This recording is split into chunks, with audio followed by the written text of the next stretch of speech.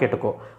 இப்போது ஒன்றும் இல்லைங்க, இந்த டிவியில் இன்ட்ராக்டிவ் பேனல் போடுது. ஆக்சுவலாக இதோட விலை வந்து 1.5 லட்ச ரூபா. ஸோ இதெல்லாம் என் கையில் இருக்குது அப்படின்னா நீங்கள் நினச்சி பாருங்கள். இதெல்லாம் வந்து பார்த்திங்கன்னா வாங்குறதுக்கே எனக்கு வந்து பார்த்திங்கன்னா கிட்டத்தட்ட எனக்கு 35 வயசு ஆகுது.